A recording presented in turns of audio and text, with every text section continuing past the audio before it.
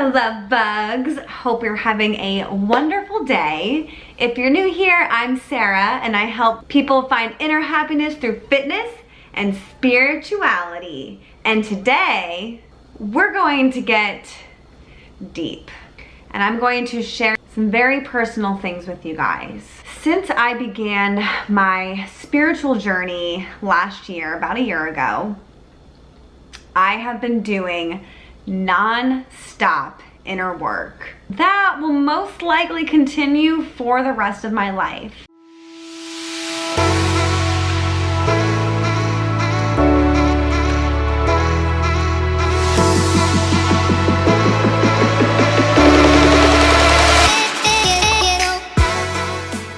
If you guys do inner work, if you really dig deep, you'll definitely understand what I'm talking about. And who out there does do that? I mean, let me know in the comments below. Do you do spiritual work? Do you do inner work or inner child work or anything along those lines?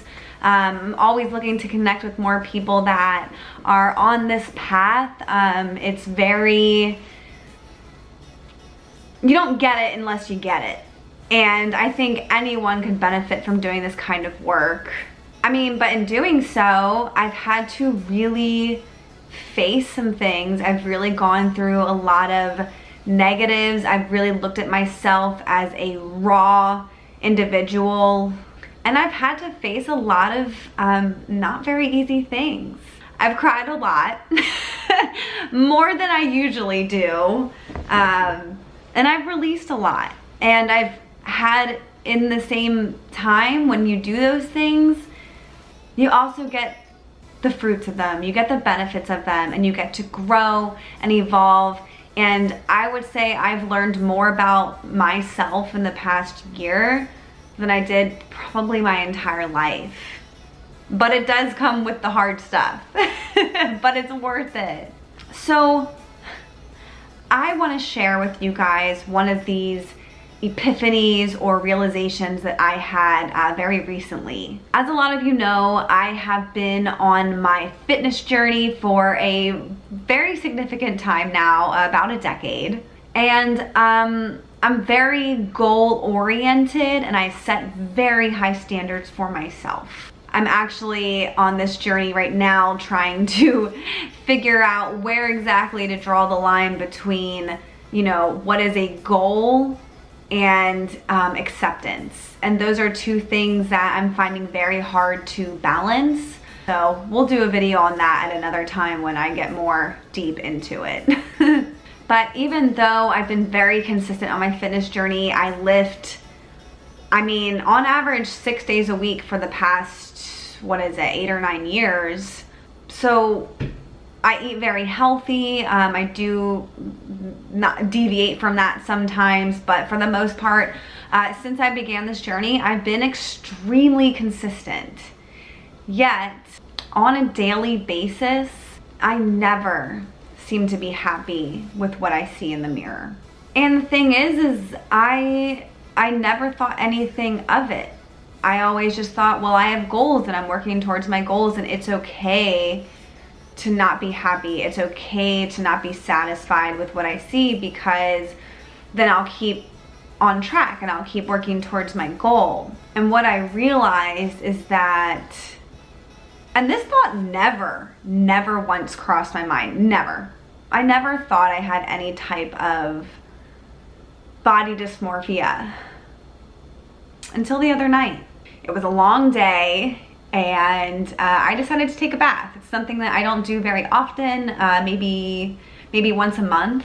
I put on some meditation music. I put some really freaking hot water on in the tub, and I sunk into it. Now I don't know what thought triggered this realization, but whatever it was, I'm so grateful for it, and I know that it's going to change the way that I live my life moving forward. I realized that much like an abusive or toxic romantic relationship, that my mind has been verbally abusive to my body for the last 17 years. And I say 17 because I distinctly remember the first time that I saw a stomach roll, like a fat roll on myself. I was at gymnastics practice. I used to be a competitive gymnast, and I was wearing my red velvet and white sparkly leotard. I was seated there in a straddle, like sitting down, bending forward to stretch, you know, in the beginning of practice. And I remember looking down and seeing this stomach roll that to me appeared to come out of nowhere. And I remember just being absolutely mortified. I was 10 years old. And it's just so crazy to think about a little girl feeling that way, the little girl in me. And from then on, being so hyper focused on not having that, on being perfect, on societal standards of what we're constantly seeing out there. And you know, it's hard for everyone, men and women, but I do think that, I mean, and I can't say for sure, but I do think it's harder for women. I think that there's a lot of focus on our appearance, and while there also is for men, it's just more prominent for women. It just is. That's just how society is, unfortunately. Not unfortunately in the fact that I wish men got it as bad. I wish women and men didn't have to go through the subconscious pressure of having to be like this or that person or that person. You know, and it's constantly being thrown in our faces every single day. And on that day, what I realized the other night, my body became my opponent. And I never even realized it. Let me give you an example. A lot of you guys know that I suffer from chronic headaches. They can sometimes last up to a week. And every time I get one, and I actually have one the last 3 days, this is my first, like it probably just went away a few hours ago. And every time I would get one, I would get so angry, so upset. You know, why do I have a headache? Why can't I be like other people and not get these headaches? They're so debilitating. Why? Of course I have a headache today when I have, you know, XYZ event. It's not fair. I eat right and I train hard. I drink all the water and I still get these headaches. It's not fair.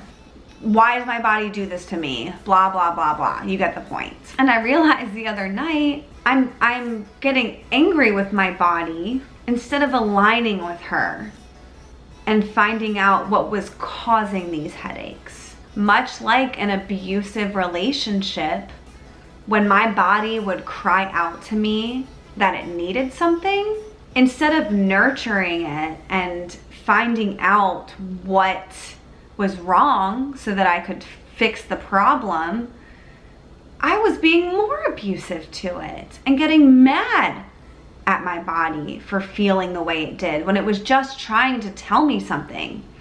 It was just trying to tell me it needed something. And then I would blame my body for being that way. I would say, you know, well, it's just my body doing this to me. Almost like it was a separate entity, like a separate being, when in reality, I should have been kind to my body and understanding and figure out what it needed, what it was trying to tell me that it needed. Another example is my shoulder here, my left shoulder. I've had a lot of shoulder issues for 6, 7, 8 years now, and it's progressively gotten worse. And, you know, I get mad about it. I'm like, what the hell? I take such good care of myself. You know, it prevents me from doing certain exercises at the gym or will prevent me from lifting, you know, a certain amount of weight, or, you know, just gets in the way. And guess what? Have I ever tried to find what the problem was? No. Instead, I would just get mad at it. How much sense does that make? When you think of it as two human beings versus your mind and your body, doesn't it put it into some perspective? Because it did for me. And so what I realized is that my body only treats me bad if I treat it bad first. So, you know, I get wicked hangover headaches. Anyone in my personal life will tell you.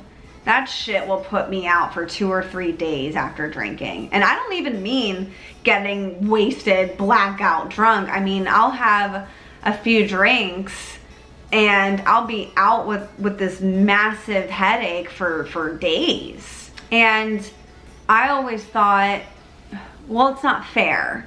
Why does everyone else my age not get hangovers like this? Why does this happen to me? Why do I have to get these hangovers? Why does my head have to hurt for days? It's not fair, blah, blah, blah, blah, blah. When my body is just trying to tell me, hey, Sarah, I can't handle alcohol. It hurts me. Doesn't it make it more relatable when you think of your body as a person and talking to another person? The photo that I used for this thumbnail, probably the most shredded I've ever been. That was a few months ago. Probably the most ideal body that I've been able to work for myself since I started this fitness journey. Even still, up until now, every time I saw that photo, all I could focus on was the little crease, the little roll on my side. There could be 100 positive things, but all I could see was the one little non-perfect part. How sad is that? How awful is that? That my body does all these wonderful things for me and I just pick it apart, nitpick it. Like an abusive partner. It's the same thing. Instead of thanking your body for everything that it does for you, for the muscle it's allowed me to build, for the diets I've put it through, for allowing me to get up in the morning, for letting me walk around the block, for listening to me when I want to change things about it. So as I sat in the tub, I literally had my knees, I don't know if you can tell here, pulled up to my chest. I had my arms wrapped around them, just hugging myself, hugging my body, and just apologizing. I actually ended up in tears about this because it was just so powerful. And it was like 17 years worth of my own abuse against myself just hit me. And I just realized what I'd been doing this entire time. And I was just so sorry. I was just so sorry to myself for being so mean, for being so unrealistic, for being just so awful to myself. And as I sat there in tears and hugging myself, I vowed to never look at my body as my opponent again. To instead look at it, at her with love and appreciation that she's my teammate. My body, my mind, my soul, they're teammates. We're one. We're not opponents. We shouldn't be fighting each other. We need to be teammates. We need to listen to each other. When my body is hurting or doing something that I don't like, instead of getting mad at it, I need to listen to it and nurture it and say, you know, and figure out what's wrong. Think of your body as kind of like your pet. It can't talk. It can only do certain things to show you that it needs attention. And just like with your pet, you can't just ask it, what the hell? You have to figure it out. Or like a baby. You have to figure out what's wrong so that you can fix it.